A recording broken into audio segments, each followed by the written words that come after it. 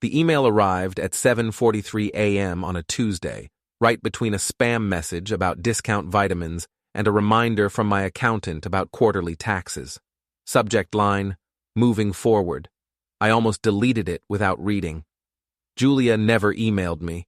We lived in the same house, for crying out loud. But something made me click. I'm filing for divorce. Please respect my space while we work through this process. I'll be staying elsewhere for the time being. I stared at the screen for a full minute, coffee growing cold in my hand. 23 words, 17 years of marriage reduced to 23 words. My first thought wasn't heartbreak or anger. It was perfect. I forwarded the email to Jeff Faber, my lawyer, with a single line, "Game on." Then I called my bank. Turner Home Renovations, Eric speaking. I answered my business line while navigating the automated banking system. Old habit. Even when my world was imploding, the phone still needed answering. "Eric, it's Pete. You sound weird. Everything okay?" Pete Morrison had been my best friend since high school and my business partner for the last 8 years. If anyone could read my voice, it was him. "Julia wants a divorce," I said, finally reaching a human at the bank. "Holy crap, are you—" "Hold on." I switched to speaker. "Yes, I need to remove someone from my business accounts immediately. My wife, Julia Turner." Pete whistled low. "Dude, you're not wasting time. She wants space? She's about to get all the space she can handle." The banker, a woman named Patricia who'd handled my accounts for years, didn't ask questions. She knew Julia had no legal claim to my business assets, and the paperwork was straightforward. Within 20 minutes, Julia's access to Turner Home Renovations accounts was terminated. Next, I called our joint checking account bank. This one was trickier, but Julia's email gave me leverage. She'd essentially declared our separation in writing. I couldn't freeze her out completely, but I could transfer my half to a separate account. Before we dive deeper into this story, I have one small request. Please subscribe, drop a like, comment, and hit that hype button to boost this channel so more people can discover these incredible Reddit stories. "Dad?" Zoe appeared in the doorway of my home office, backpack slung over her shoulder. At 11, she was sharp as a tack and twice as observant. "Where's Mom? She didn't make breakfast." I minimized my email and smiled. "She had to leave early for work, kiddo. Want me to make pancakes? Can we have the ones with chocolate chips?" "Absolutely." Liam bounced into the kitchen as I fired up the griddle. At 8, he still believed the world was fundamentally good and parents were infallible. I intended to keep it that way as long as possible. "Where's Mommy?" he asked, climbing onto his usual stool. "She's at work," Zoe answered before I could. "Dad's making pancakes." "With chocolate chips?" "The works," I promised, pouring batter onto the hot surface. My phone buzzed. Jeff Faber, returning my email. "Can you talk?" he asked when I picked up. "Kids are here. Give me the highlights." "That email is a gift. She's essentially documenting voluntary separation. Did you secure your assets?" "Business accounts, yes. Joint checking, partially. What about the house?" "You're both on the mortgage, but if she's voluntarily vacating..." Jeff paused. "This could work in your favor. Don't change the locks yet, but document everything. When did she leave?" I realized I hadn't seen Julia since Sunday night. She'd claimed a work emergency yesterday, but her car had been gone when I woke up. "Sunday, I think. 3 days. Document that. And Eric? Don't do anything stupid. Let her hang herself with her own rope." After dropping the kids at school, I drove through our neighborhood with new eyes. Maple Street looked the same as always. Neat lawns, 2-story colonials, the occasional minivan in a driveway. But now, I noticed things I'd been blind to before. Like Gavin Price's silver BMW parked 2 blocks over on Oak Street. Gavin sold real estate and drove that BMW like it was a Ferrari. He'd been just passing through our neighborhood a lot lately. Always had a reason, showing a house, meeting a client, grabbing coffee at the place on Main Street. I pulled over and took a picture of his license plate. Then I drove to Oak Street. The BMW was parked outside 247 Oak Street, a rental property I'd actually renovated 2 years ago. The owner, Mrs. Chen, had mentioned she was renting it furnished to a professional woman who traveled frequently. My phone rang as I sat there staring at Gavin's car. Turner Home Renovations. Eric, it's Charlotte Brooks. Julia's lawyer. I'd met Charlotte at a few social events. Sharp, expensive suits, handshake like a vice grip. Charlotte, what can I do for you? I think you know why I'm calling. Julia's accounts have been frozen. Correction. My business accounts have been secured, and I've moved my portion of our joint assets to a separate account. Julia has access to her own checking account and savings. Don't play games with me, Eric. You can't just lock her out because you're angry. I'm not angry, Charlotte. I'm following my wife's instructions. She asked for space, and she's getting it. All the space she needs. This is financial manipulation. This is responding to a written request for separation. Julia documented her voluntary departure from our marriage and our home. I'm simply respecting her wishes. Silence on the other end. Then, we'll be filing emergency motions. You do that. Send copies to Jeff Faber. I hung up and took another picture of Gavin's car, this time with the house number visible in the frame. My phone buzzed with a text from an unknown number. You're making a mistake. We can work this out like adults. Jay. I laughed out loud. Now she wanted to be adults? Perfect. Have your lawyer call mine. Enjoy your space. The response came immediately. Don't be petty, Eric. Petty? I was just getting started. Jeff Faber's office smelled like leather and old law books. He'd been practicing family law for 30 years and had the cynical worldview to prove it. When I walked in Wednesday morning, he was already grinning. Your wife's lawyer called me 3 times yesterday, he said, gesturing to the chair across from his desk. Charlotte Brooks is not happy. Good. She's claiming financial abuse, emotional manipulation, the usual playbook. Jeff leaned back in his chair. But that email you forwarded? It's beautiful. Julia documented voluntary separation, abandonment of the marital home, and requested space. We couldn't have written it better ourselves. What's our next move? We file for temporary custody based on abandonment. Julia left the children without notice, hasn't been home in 4 days, and provided no childcare arrangements. She'll fight that. Of course she will. But we have documentation and she has explanations. Judges prefer documentation. Jeff pulled out a legal pad covered in notes. Tell me about the boyfriend. Gavin Price, real estate broker, drives a silver BMW, license plate. I checked my phone. HGP 7749. He's been parking in our neighborhood regularly for months. Evidence of the affair? Nothing concrete. But Julia's been having a lot of girls' nights that end at noon the next day. Her friend Tessa covers for her, but the whole neighborhood knows. Tessa Williams? You know her? Jeff's grin widened. Charlotte Brooks represented her husband in their divorce 2 years ago. Messy case. Tessa has a grudge against Charlotte. Interesting? Very. What else? I pulled out my phone and showed him the photos from Oak Street. Gavin's car, parked outside 247 Oak Street. It's a furnished rental.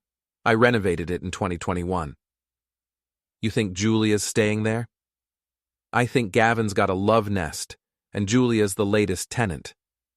Jeff made more notes. We'll need more than photos, but it's a start. What about finances? Any unusual spending? Julia's always been careless with money, but nothing criminal.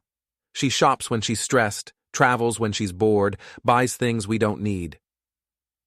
Recent purchases? I pulled up our credit card statements on my phone.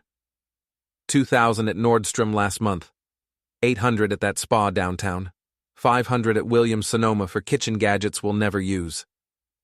While planning a divorce? Apparently. Jeff scribbled more notes.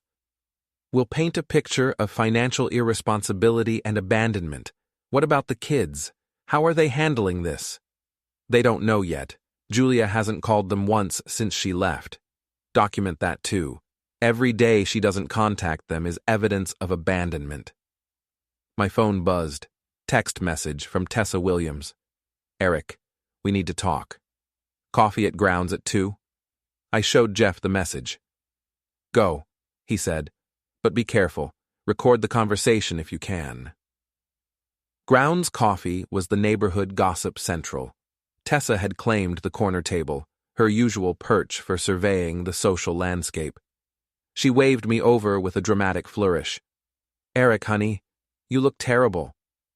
Tessa was 42, blonde by choice, and had turned divorce into performance art. Her settlement from her cheating ex-husband had funded a lifestyle of yoga classes, wine tastings, and strategic lunch dates. Thanks, Tessa. You wanted to talk? About Julia. She leaned forward conspiratorially.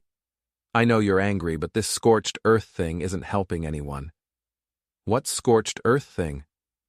Freezing her accounts, locking her out. She's staying at some awful rental, crying herself to sleep every night. I sipped my coffee and said nothing. She made a mistake, Eric, but she's still the mother of your children.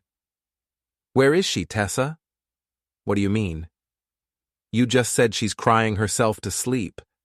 Where? Tessa's perfectly applied makeup couldn't hide the flush creeping up her neck. I don't know the exact address. 247 Oak Street. Her eyes widened. How did you... Lucky guess. I leaned back in my chair. How long has she been sleeping with Gavin? Eric, I can't... How long, Tessa? She looked around the coffee shop, then back at me. 6 months, maybe 7. And you knew. I tried to talk her out of it. Gavin's not... He's not a good guy, Eric. He's flashy and charming, but he's not good. But you covered for her anyway. She's my friend. And I'm her husband. Was her husband. Whatever. Tessa reached across the table and touched my hand. She wants to come home, Eric. She wants to work things out. Then why did she send me a divorce email instead of talking to me? Because she was scared. You can be intimidating when you're angry. I almost laughed. I haven't raised my voice to Julia in 15 years. Not that kind of intimidating. You're smart, Eric. You see everything, remember everything, plan everything. She knew if she tried to talk to you, you'd outmaneuver her. So she decided to ambush me with divorce papers instead? She thought it would be cleaner. How's that working out for her? Tessa pulled her hand back. You're being cruel. I'm being realistic. Julia made her choice. She chose Gavin, chose to leave, chose to abandon our kids without a word. I'm just responding to her choices. The kids don't have to suffer. The kids are fine. They're with their father, in their home, maintaining their routine. Julia's the one who left them. Tessa's phone buzzed. She glanced at it, and her expression changed. What? I asked. Julia, she wants to pick up the kids from school today. Not a chance in hell. Eric, she abandoned them, Tessa. She doesn't get to waltz back in when it's convenient. I stood to leave, then turned back. And Tessa, next time Julia wants to send a message, tell her to use her lawyer. We're done with back-channel communications. I was halfway to my truck when Tessa called after me. Eric, wait! I turned around. Gavin's married. What? Gavin. He's still married. Separated but not divorced. His wife lives in Portland. Why are you telling me this? Tessa looked genuinely conflicted for the first time since I'd known her. Because Julia doesn't know, and because I think she's in over her head. That's not my problem anymore. It is, if you still care about her. I looked at Tessa for a long moment. I cared about my wife. Julia Turner, mother of my children, partner in my life. That woman disappeared 6 months ago. I don't know who's been living in my house since then. I drove straight to the kids' school and parked where I could see both entrances. If Julia thought she could grab Zoe and Liam without warning, she was about to learn otherwise. My phone rang. Jeff Faber. Charlotte Brooks filed emergency motions for access to marital funds and immediate visitation, he said without preamble. When's the hearing? Tomorrow at 9. Can you be there? Absolutely. Good. And Eric? Bring documentation of everything. Bank statements, the email, photos, text messages, everything. Already printed? That's why I like you. Oh, and one more thing. Charlotte's arguing that Julia's email was sent under duress, that you were threatening her. Threatening her how? She's claiming emotional abuse, intimidation, financial coercion, the usual playbook when someone gets outmaneuvered. I watched parents starting to gather outside the school. Any chance it works? Not with Judge Morrison. He's seen every trick in the book, but be prepared for Julia to paint herself as the victim.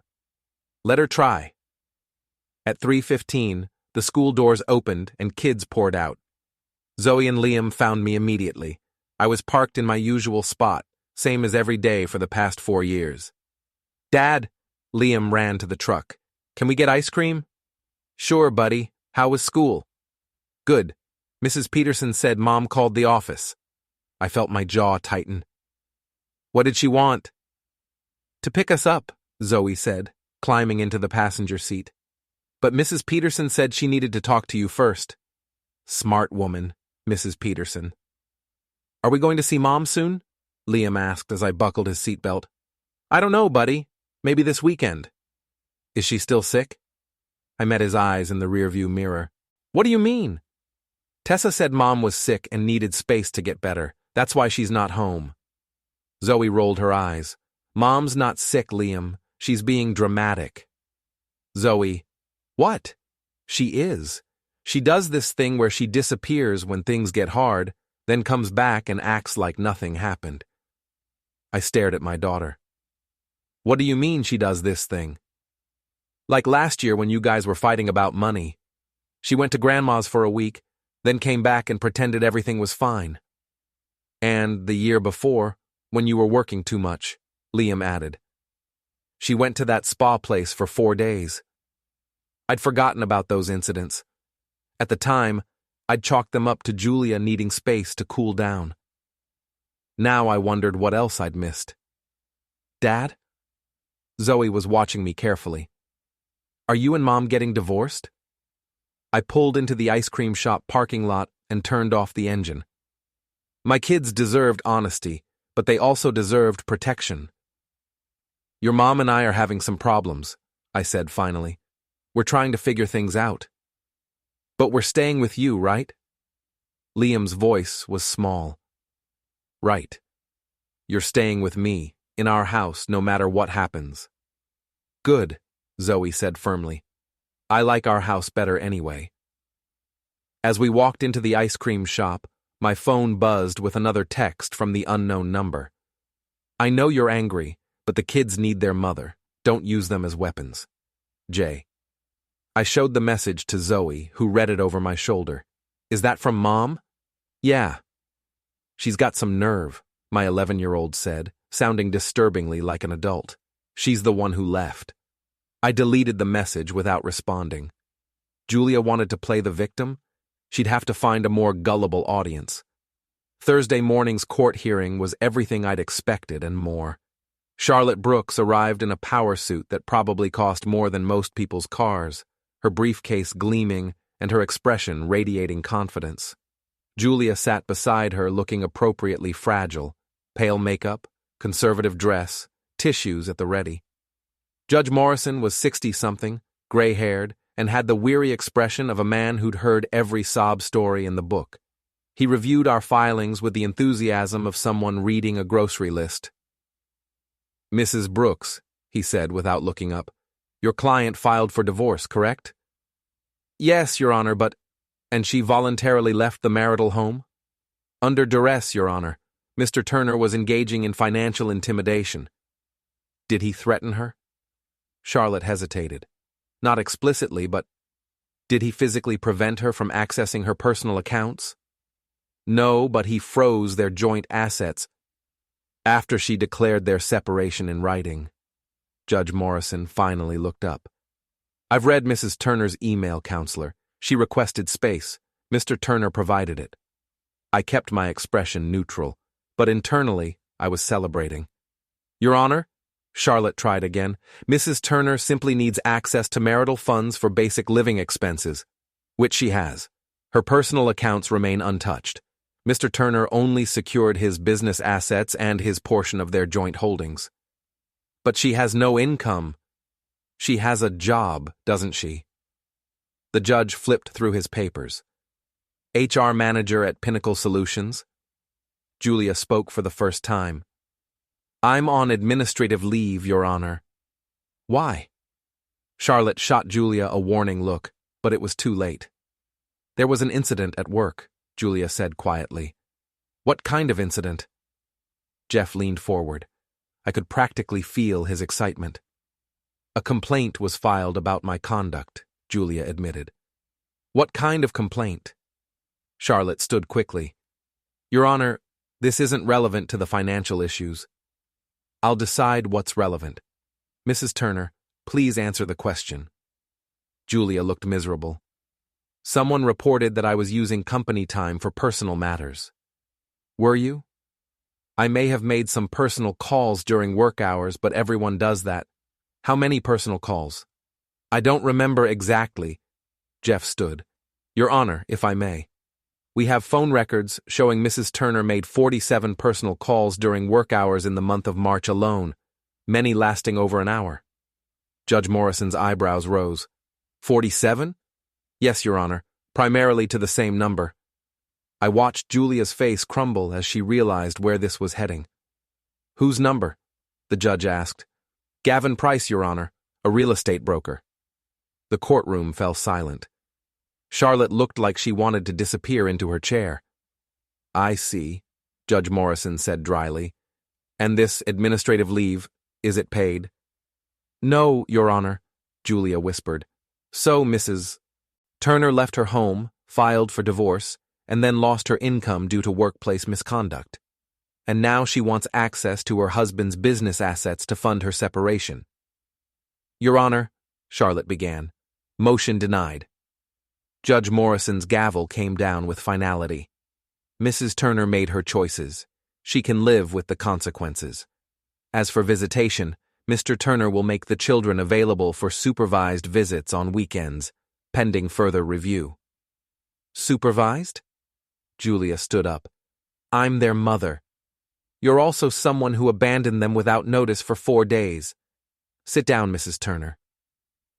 Outside the courthouse, Charlotte Brooks cornered me.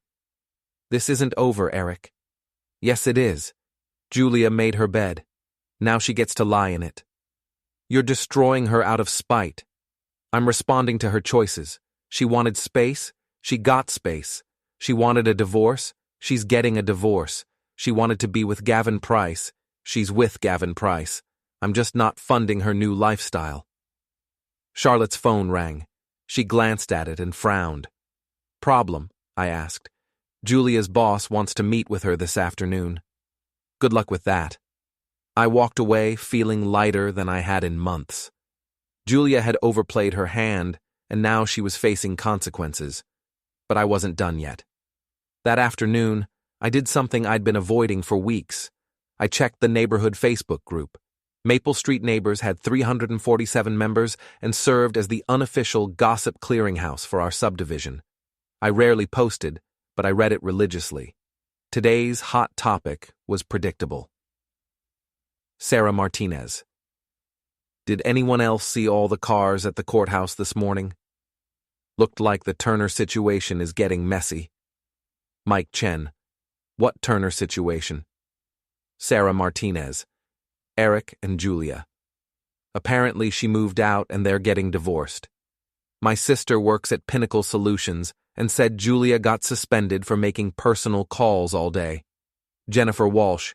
I heard she's been staying at that rental on Oak Street, the one with all the fancy cars parked outside. Mike Chen. Which rental? Jennifer Walsh. 247 Oak Street. That silver BMW is there every night. I scrolled through 43 comments, watching my neighbors dissect my marriage with the enthusiasm of amateur detectives. Most were sympathetic to me, Julia had never been popular in the neighborhood. She'd always acted like she was too good for block parties and school fundraisers. Then I saw something interesting. Tessa Williams. Everyone needs to stop gossiping about people's private lives. Julia is going through a difficult time and doesn't need judgment from neighbors. Sarah Martinez.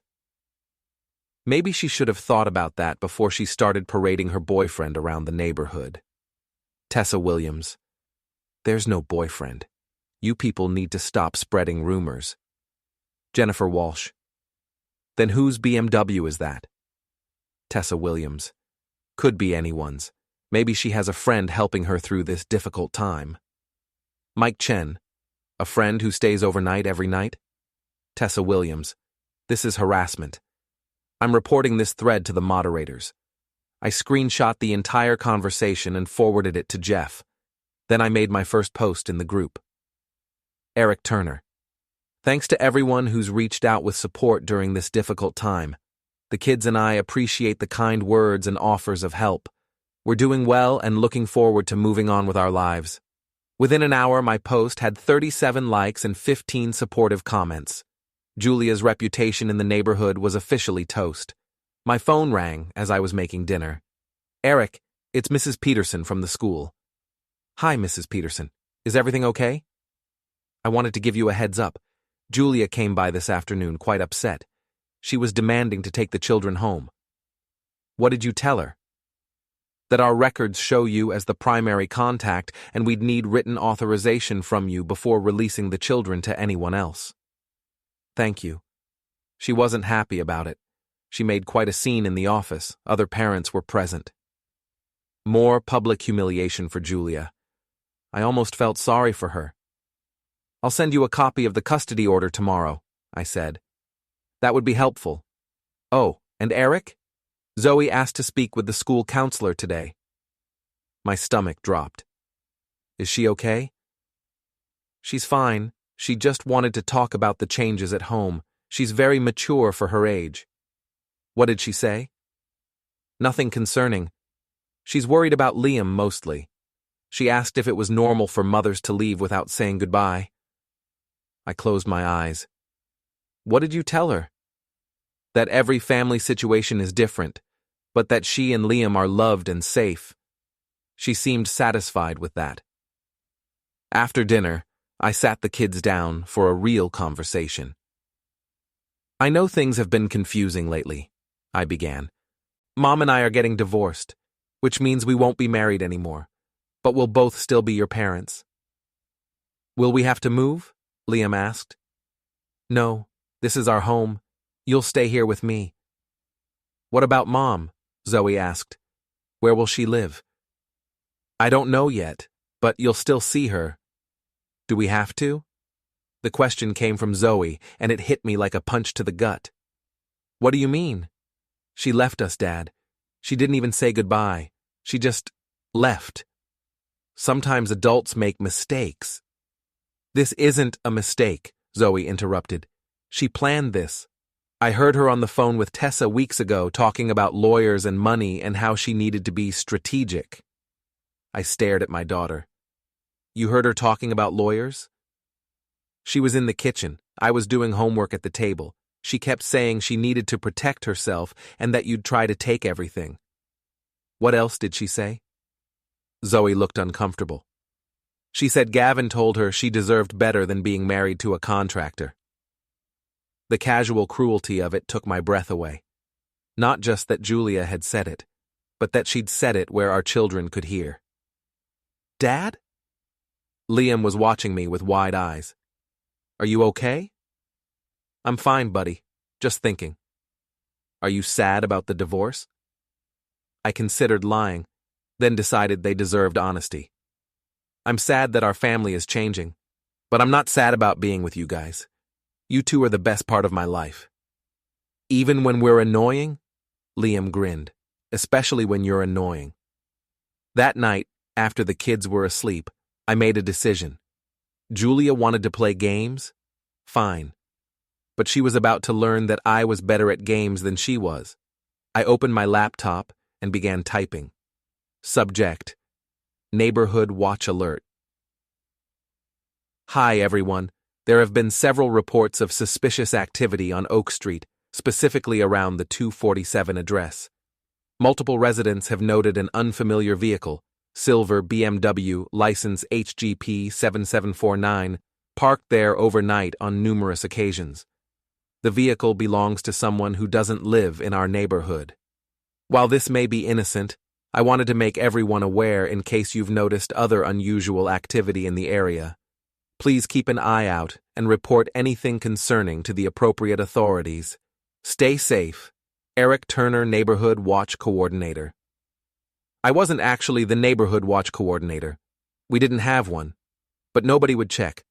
I scheduled the email to send at 6 a.m., then went to bed with a smile on my face. Julia wanted space. She was about to get more attention than she could handle. Friday morning brought chaos, exactly as I'd planned. My Neighborhood Watch email had done its job. By 7 a.m., 3 neighbors had called to report suspicious activity on Oak Street, and the local police had made a courtesy drive-by. I was making breakfast when Pete called.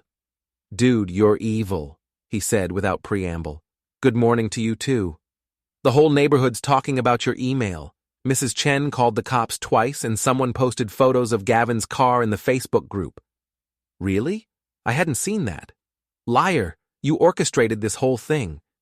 "I simply alerted the neighborhood to suspicious activity. It's called being a good citizen." Pete laughed. "You're going to destroy them both. They're doing a fine job of that themselves. I'm just documenting the process." My phone buzzed with a text from Charlotte Brooks. "We need to talk. This harassment campaign stops now." I showed the message to Pete. "You gonna call her?" "Nope. She can talk to Jeff." But before I could forward the message to my lawyer, my phone rang. Unknown number. "Eric, it's Gavin." I put the phone on speaker so Pete could hear. "Gavin, how's the love nest working out for you? We need to talk man to man." "I don't think we do. Look, I know you're pissed, but this thing with the neighborhood watch, the cops showing up, it's getting out of hand." "What thing with the neighborhood watch?" "Don't play dumb. That email you sent getting people to spy on us." "I sent a community safety alert about suspicious vehicles. If you feel targeted by that, maybe you should examine your own behavior." Pete was grinning and giving me thumbs up. "Julia's a mess, Eric. She's crying all the time, barely eating. This needs to stop." "Then maybe you should send her home to her family." "She doesn't want to go home. She wants to move forward with the divorce." "Perfect. Tell her to stop texting me and communicate through her lawyer like an adult." "She's trying to protect the kids." "By abandoning them?" "She didn't abandon them. She's giving them space to adjust. She left without saying goodbye, hasn't called them once, and tried to kidnap them from school yesterday. That's not giving them space. That's abandonment." Silence on the other end. "Gavin, you still there?" "She said you were keeping the kids from her." "She said a lot of things, apparently. Did she mention she's still married when she moved in with you?" More silence. "Or that you're still married too?" "How did you—" "Erica Price sends her regards, by the way. Lovely woman. We had a very interesting conversation yesterday." I heard Gavin curse under his breath. "Yeah, I talked to your wife. Turns out she's been looking for you. Something about unpaid child support and hidden assets. She was very grateful when I gave her your current address." "You bastard. Have a great day, Gavin. Give my regards to Julia." I hung up and high-fived Pete. "You talked to his wife?" "Tessa mentioned he was married. Took me about 10 minutes to find Erica Price on social media. Another 10 minutes to get her phone number. Turns out Gavin's been dodging his responsibilities in Portland while playing house here." "And you told her where to find him?" "I'm just a helpful citizen reuniting families." My phone immediately started ringing again. Same unknown number. I declined the call and blocked the number. "Now what?" Pete asked. "Now we wait. Gavin's about to have bigger problems than neighborhood watch emails." I wasn't wrong. By noon, the drama had escalated beyond my wildest expectations. It started with a text from Tessa. "You need to see this." She'd sent a link to a Facebook Live video. The thumbnail showed a woman with short, dark hair standing outside 247 Oak Street, holding what looked like legal documents. I clicked play.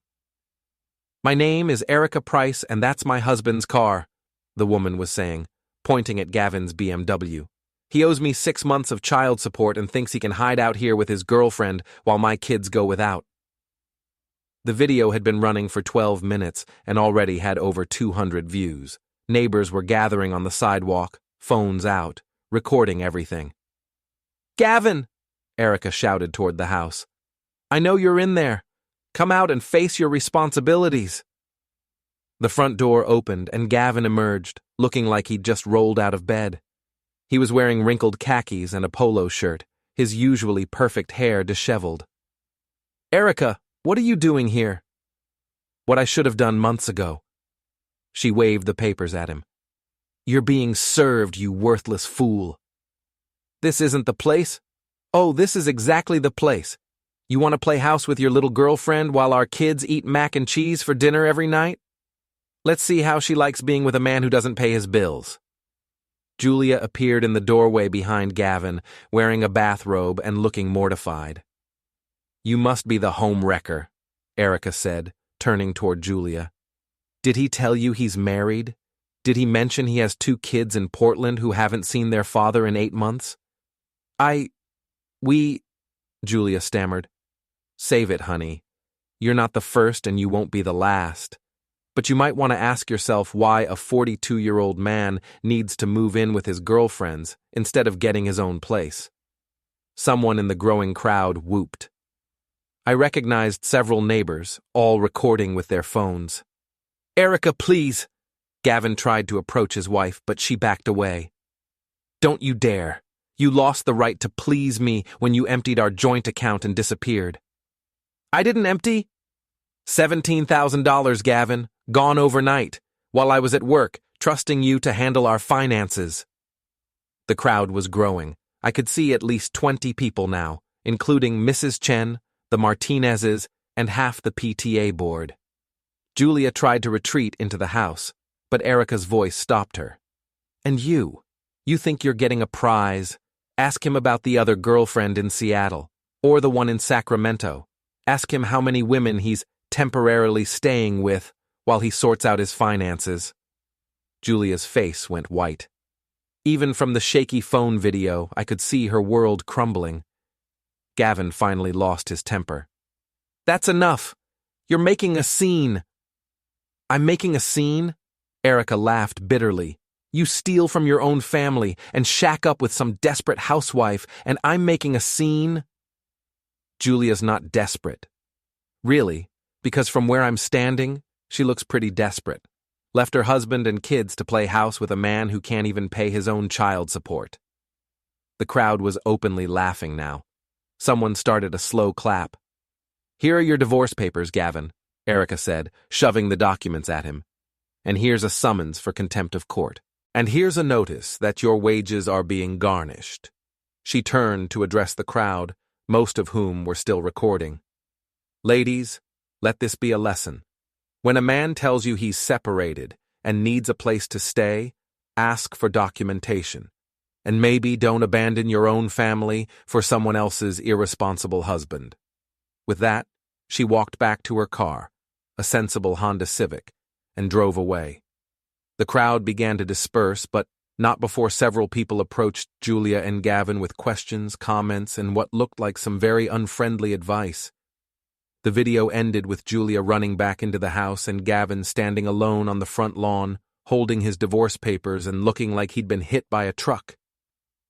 I forwarded the video to Jeff with a single comment. "Evidence of Julia's poor judgment in romantic partners." Pete was still laughing. "Holy crap, dude. That was better than cable TV." I feel almost bad for Julia. Almost? She made her choices. She left her family for a man she barely knew without doing even basic research into his character or situation. My phone rang. Jeff Faber. "Did you see—" I began. "The Facebook video? Half the town's seen it by now. It's been shared 47 times in the last hour. Is it useful?" "Are you kidding?" Julia's boyfriend just got publicly exposed as a worthless father who steals from his own family, and your wife was standing right there in her bathrobe, part of the whole mess. So this helps our case? Eric, after today, Charlotte Brooks is going to be begging us to settle. Julia's credibility is shot, her boyfriend's a proven liar and thief, and the whole thing played out in front of your neighbors with multiple camera angles. What about custody? I'd say you just won full custody. No judge is going to award visitation to a mother who abandoned her children to live with a man who abandons his own children. After Pete left, I sat in my kitchen and watched the Facebook video 3 more times. Each viewing made me feel a different emotion: satisfaction, pity, and finally, a kind of hollow victory. Julia had destroyed herself more thoroughly than I ever could have managed, but watching her humiliation didn't feel as good as I'd expected. My phone buzzed with a text from an unknown number, probably Julia using someone else's phone. I need to see the kids. Please. I stared at the message for a long time, then deleted it without responding. She'd made her choice. Now she had to live with it. But as I started dinner prep, I found myself wondering if I'd gone too far. Then I remembered Zoe asking if it was normal for mothers to leave without saying goodbye, and my sympathy evaporated. Julia had created this mess. I'd just made sure she couldn't drag my children down with her. Saturday morning brought an unexpected visitor. I was working in my garage when a car pulled into the driveway, not Julia's SUV or Gavin's BMW, but a beat-up Honda Accord I didn't recognize. Julia got out of the passenger side, looking like she hadn't slept in days. Her usually perfect hair was pulled back in a messy ponytail, and she was wearing jeans and a wrinkled sweater I hadn't seen in years. The driver stayed in the car, a woman I didn't recognize, probably someone from work or a friend I'd never met. "Eric," Julia said, approaching cautiously. "Can we talk?" I set down my drill and really looked at my wife for the first time in weeks. She'd lost weight, her face was pale, and there were dark circles under her eyes. The confident, polished woman who'd sent me that email had been replaced by someone who looked broken. "The kids are inside," I said. "I know. I want to see them. Court order says supervised visits only." "You can supervise. Please, Eric. I haven't seen them in a week." I considered it. The kids had been asking about her despite everything. Liam especially kept wondering when Mommy was coming home. 20 minutes, I said finally. "In the living room. I'll be there the whole time." Julia nodded gratefully. "Thank you." I called the kids downstairs. Liam's face lit up when he saw Julia, but Zoe hung back, studying her mother with the wariness of someone who'd been hurt before. "Mommy!" Liam ran to Julia and threw his arms around her. She hugged him tightly, and I saw tears in her eyes. "Hi, baby," she whispered. "I missed you so much." "Where have you been?" he asked. "Dad said you were working, but Zoe said you moved out." Julia glanced at me, then back at Liam. "I've been figuring some things out, but I'm here now." "Are you coming home?" The question hung in the air. Julia looked at me again, and I saw something in her expression I hadn't seen in months: uncertainty, maybe even regret. "I don't know yet, sweetie. Dad and I need to talk about some grown-up things first." Zoe finally approached, but she didn't hug Julia. Instead, she sat on the couch and studied her mother like a specimen under a microscope. "How's school?" Julia asked, sitting beside her. "Fine." "Just fine? What about that science project you were working on?" "I finished it. Dad helped me." "That's good. I'm sorry I missed it." "You missed a lot of things." The words were delivered matter-of-factly, but they hit Julia like a slap. She looked at me, then back at Zoe. "I know, honey. And I'm sorry. I made some mistakes." "Like leaving without saying goodbye?" "Yes, like that." "And like moving in with that man?" Julia's face flushed. "How do you know about that?" "Everyone knows about it. It was on Facebook. Mrs. Martinez showed me the video of his wife yelling at him." I winced. I'd hoped the kids wouldn't see that video, but in a neighborhood of 300 families, that had been naive. Zoe, I started, but she wasn't finished. She called you a desperate housewife, Zoe continued, still looking at her mother. Is that what you are? Zoe, that's enough, I said. But Julia held up a hand. No, it's okay. She deserves an answer. She turned to face Zoe directly. I made some very bad choices, honey. I was unhappy and confused. And instead of talking to your father about it, I did something stupid and hurtful. You left us. I left the situation. I never meant to leave you and Liam. But you did leave us. You didn't even say goodbye. Julia started crying then, not the pretty, delicate tears I'd seen her use for effect over the years, but ugly, desperate sobs that shook her whole body. Liam looked scared. Mommy, don't cry. I'm okay, baby. I'm just sad because I hurt you and Zoe and Daddy, and I don't know how to fix it. You could come home, Liam suggested hopefully. Julia looked at me over his head. The question in her eyes was clear. I shook my head slightly. Not yet. Maybe not ever. It's complicated, Liam, she said finally. After Julia left, the kids were unusually quiet. We made grilled cheese sandwiches for lunch, but neither of them ate much. Is Mom going to be okay? Liam asked. I think so. She's just going through a hard time right now. Because of the man she was living with? Partly. Good, Zoe said firmly. He seemed mean. You never met him, Zoe. I saw the video. He yelled at his wife when she was just trying to get money for their kids. That's mean. She wasn't wrong. That afternoon, my phone rang. Jeff Faber. We got a call from Charlotte Brooks, he said. Julia wants to settle. What kind of settlement? Everything you wanted. She'll take minimal alimony, joint legal custody with you having primary physical custody, and she'll split the assets 60-40 in your favor.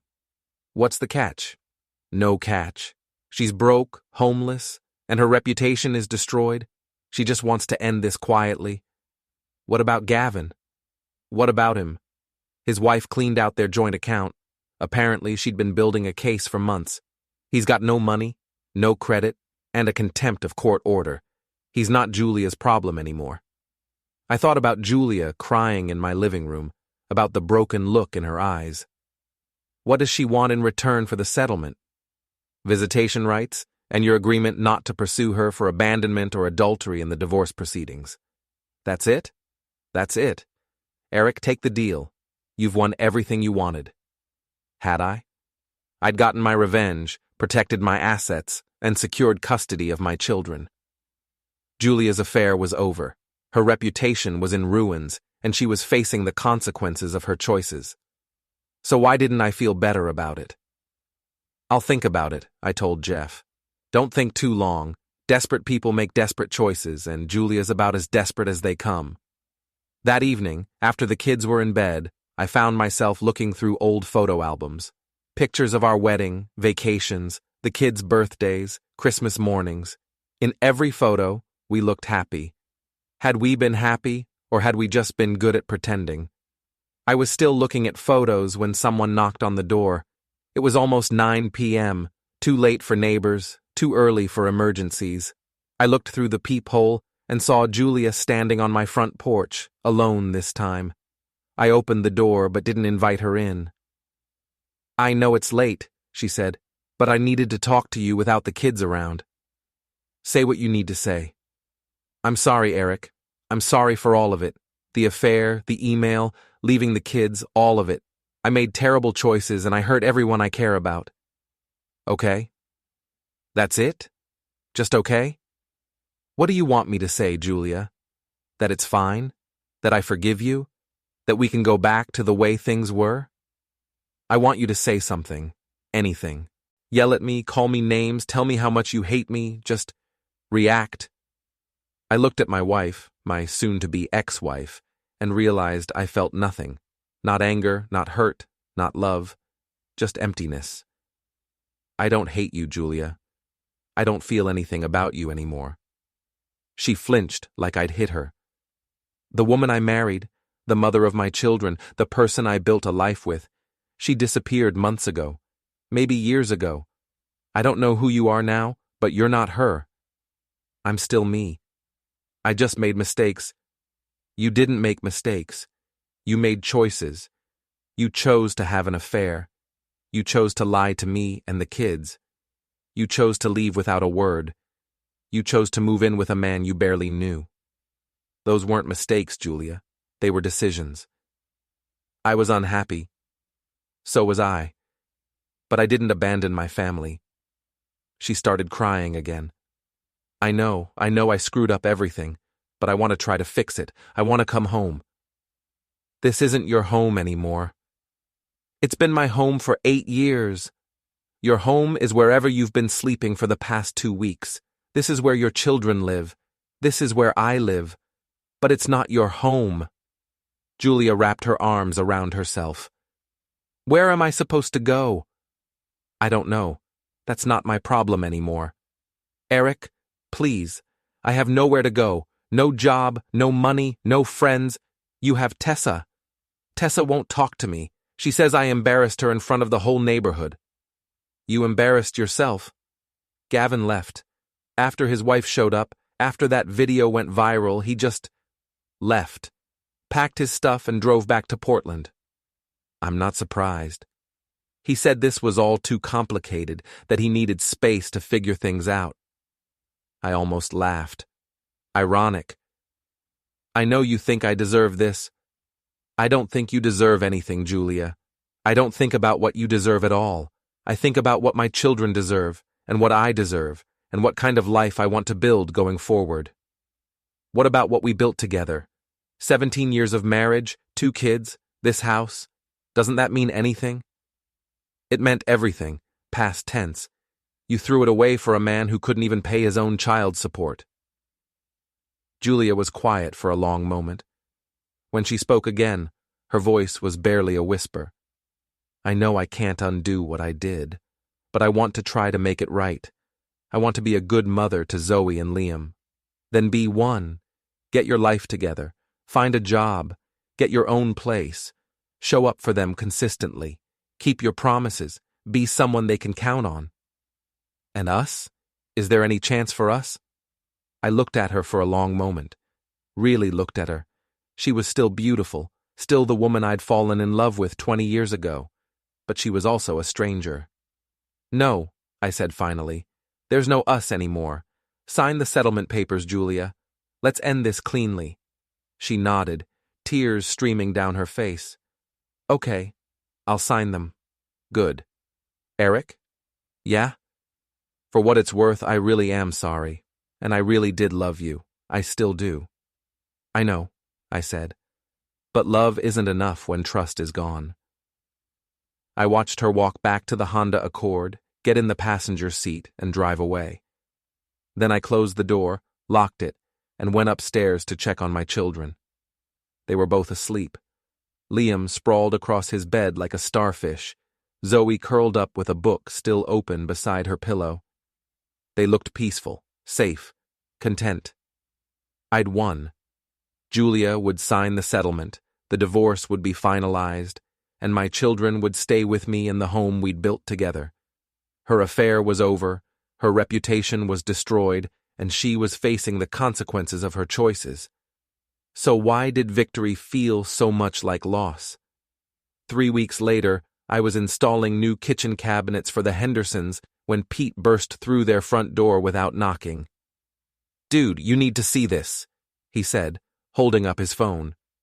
Mrs. Henderson looked startled. "Is everything okay?" "Sorry, Mrs. H," Pete said. "Eric, seriously, you need to see this right now." I set down my drill and took his phone. He'd pulled up the Maple Street Neighbors Facebook group, and the latest post had over 100 comments already. Tessa Williams. I think everyone needs to know what really happened with the Turner situation. Julia Turner is a good person who made some mistakes, and the way this community has treated her is disgusting. Eric Turner orchestrated a campaign of harassment and public humiliation that destroyed a woman who was already struggling. We should all be ashamed. I scrolled through the comments, watching neighbors take sides. about half supported Tessa's position, calling me vindictive and cruel. The other half defended my actions, pointing out that Julia had abandoned her children and lied to everyone. "This is getting ugly," Pete said. "Let me see that."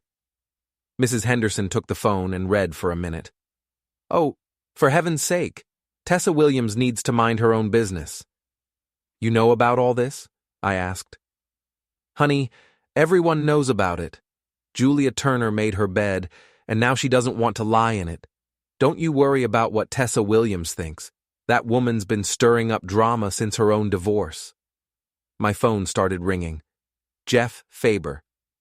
"Have you seen the Facebook drama?" he asked. "Just now."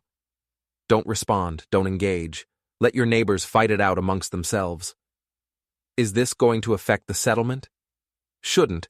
Julia signed the papers yesterday. We're just waiting for the court date." "Good." "Eric, there's something else. Julia's been calling my office.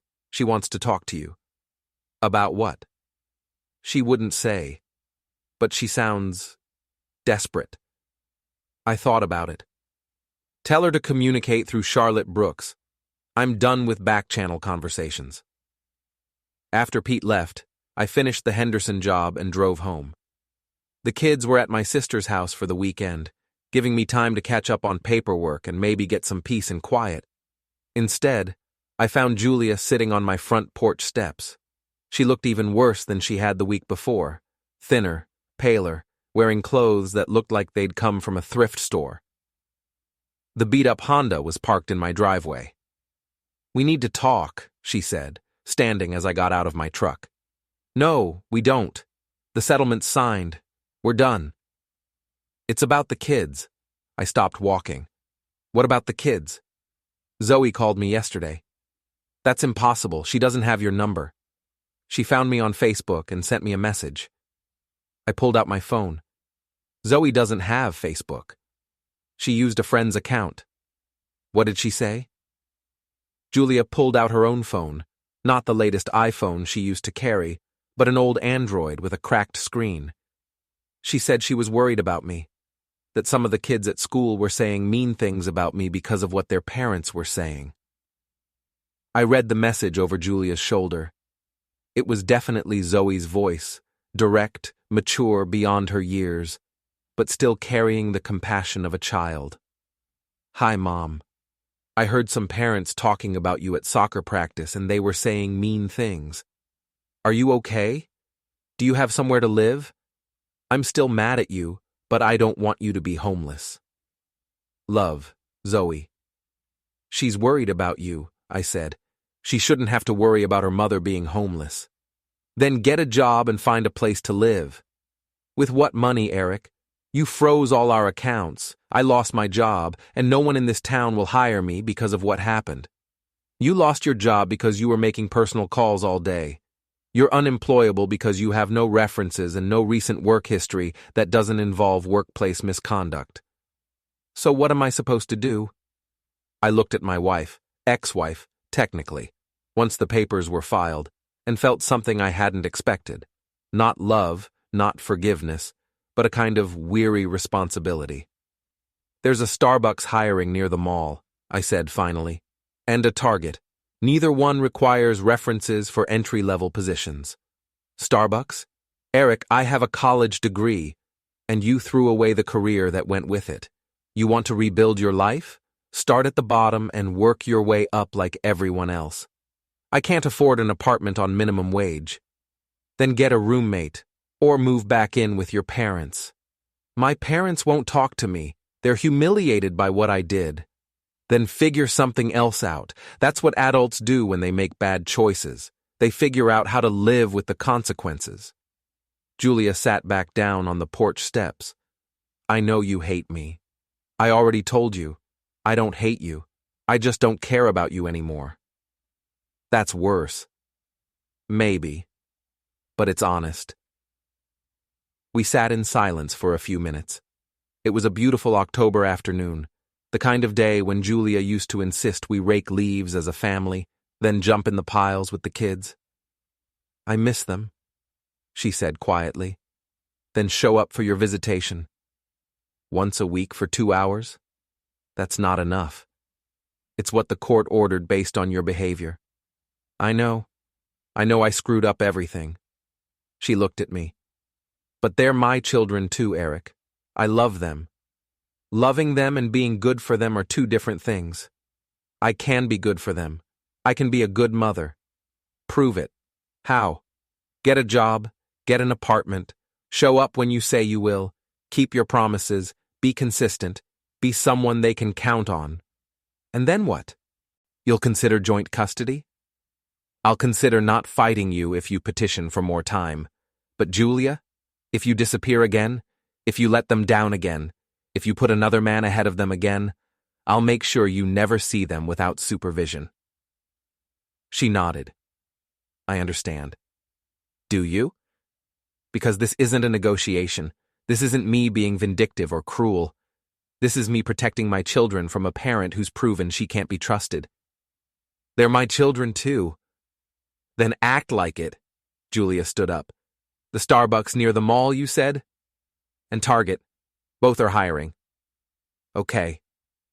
She walked toward the Honda, then turned back. Eric? Yeah?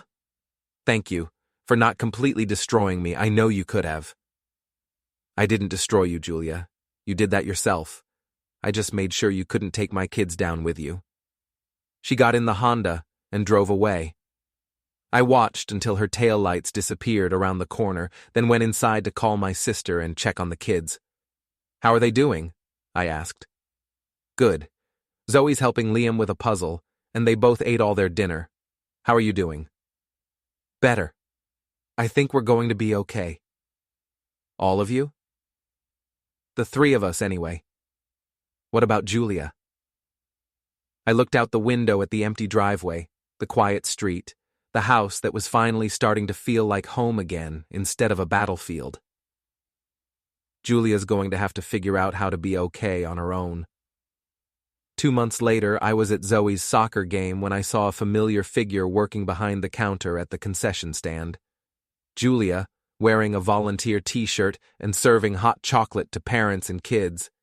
She saw me watching and gave a small wave. I nodded back. Is that Mom? Liam asked, following my gaze. Yeah, buddy, she's volunteering. Can we say hi after the game? I thought about it. Julia had been consistent with her visitation for 6 weeks now. She'd gotten a job at Starbucks, found a studio apartment across town, and had even started seeing a counselor. She was trying. Sure, I said. We can say hi. When the game ended, Zoe's team won 3-2. We walked over to the concession stand. Julia's face lit up when she saw the kids approaching. Great game, Zoe, she said. That goal in the second half was amazing. You saw it? I've been here for the whole game. I wouldn't miss it. Zoe smiled, the first genuine smile I'd seen her give her mother since this whole mess started. Can I have hot chocolate?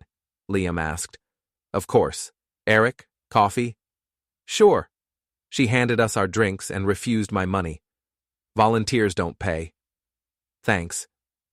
Listen, she said quietly, glancing around to make sure no one was listening. I know things are still complicated between us, but I want you to know I'm trying. Really trying. I can see that. The counselor says it's going to take time to rebuild trust. With you, with the kids, with everyone. She's right. But I'm willing to do the work, however long it takes. I looked at my ex-wife, really looked at her. She was thinner than she used to be, and there were lines around her eyes that hadn't been there before. But she looked cleaner somehow. More honest. Like the person she'd been pretending to be for so long had finally been stripped away, leaving someone real underneath. Good, I said finally. The kids need their mother. And you? Do you need anything from me? I considered the question. I need you to keep showing up. I need you to keep your promises, and I need you to never put anyone ahead of them again. I won't. I swear to you, Eric, I will never hurt them like that again. Okay. Okay. Okay. We'll see how it goes. As we walked back to the parking lot, Liam took my hand on one side and Zoe's on the other. "Dad," he said, "are you and Mom going to be friends again?"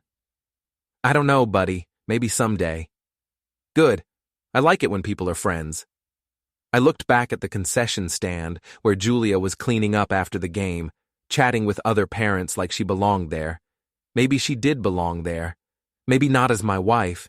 Maybe not as the woman I'd once planned to grow old with, but as the mother of my children, as someone who was trying to earn back what she'd thrown away. It would take time. Trust, once broken, doesn't heal quickly or easily. But for the first time in months, I felt something that might have been hope. Not hope for us. That was gone forever. But hope that my children might someday have two parents they could count on. Hope that Julia might become the mother they deserved. Hope that we could all move forward without the anger and bitterness that had defined the last year. As we drove home, Zoe said, "Dad, I'm glad Mom was at my game." "Yeah?" "Yeah. Even if you guys aren't married anymore, she's still my mom." "She is, and she always will be. And you'll always be my dad." "Absolutely." "Good. That's all I need." I smiled and turned up the radio. She was right.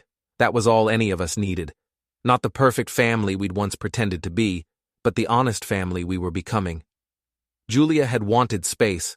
In the end, we'd all gotten it. Space to be real, space to heal, space to figure out who we were when we stopped pretending to be something we weren't. It wasn't the ending I'd planned, but it was the ending we'd earned.